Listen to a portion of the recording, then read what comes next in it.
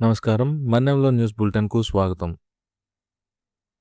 నవశకానికి నాంది పలుకుతూ నూతనంగా ఏర్పడిన పోలవరం జిల్లా తొలి కలెక్టర్గా కె. దినేష్ కుమార్ గారు ఈరోజు బాధ్యతలు స్వీకరించారు. స్థానిక పీఎంఆర్సీ కార్యాలయంలోని కలెక్టర్ ఛాంబర్లో ఆయన అధికారికంగా బాధ్యతలు చేపట్టారు. ఈ సందర్భంగా జాయింట్ కలెక్టర్ బచ్చు స్మరణరాజు గారితో పాటు పలువురు ఉన్నతాధికారులు ఆయనకు ఘనంగా స్వాగతం పలికి అభినందనలు తెలిపారు. బాధ్యతల స్వీకరణ అనంతరం కలెక్టర్ మాట్లాడుతూ చారిత్రాత్మకమైన పోలవరం పేరుతో ఏర్పడిన ఈ జిల్లాకు మొదటి కలెక్టర్గా సేవ చేయడం గర్వంగా ఉందన్నారు. ముఖ్యమంత్రి నారా చంద్రబాబు నాయుడు గారి మార్గదర్శకాలకు అనుగుణంగా ప్రజలే ప్రథమం అనే నినాదంతో పారదర్శకమైన పాలన అందిస్తామని స్పష్టం చేశారు.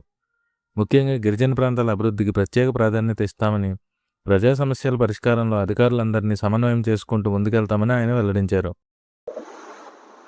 అందరికీ నమస్కారం. ఈరోజు నూతనంగా ఏర్పడినటువంటి జిల్లా పోలవరం జిల్లాకి జిల్లా కలెక్టర్గా బాధ్యతలు స్వీకరించడం జరిగింది. చాలా సంతోషంగా ఉంది, చాలా ఆనందంగా ఉంది. గిరిజనులు కోరుకున్న మేరకు రంపచోడవరం అలాగే చింటూరులో ఉన్నటువంటి ప్రజలు కోరుకున్న మేరకు ఈ జిల్లాని ఏర్పాటు చేయడము ఆంధ్రప్రదేశ్ ప్రభుత్వము.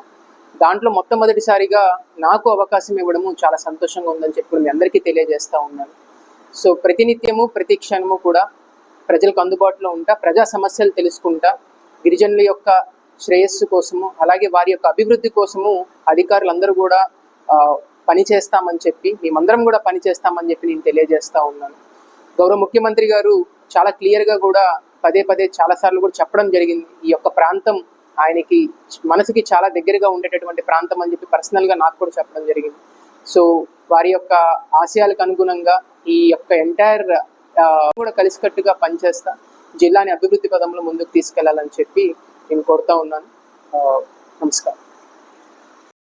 జిల్లా అభివృద్ధికి ప్రతి ఒక్కరూ సహకరించాలని కలెక్టర్ విజ్ఞప్తి చేశారు. మరిన్ని తాజా వార్తల కోసం చూస్తూనే ఉండండి మీ మన్నెంలో న్యూస్. ఈ వీడియోను లైక్ చేయండి, షేర్ చేయండి. మా ఛానల్ని సబ్స్క్రైబ్ చేయడం మర్చిపోకండి. ధన్యవాదాలు.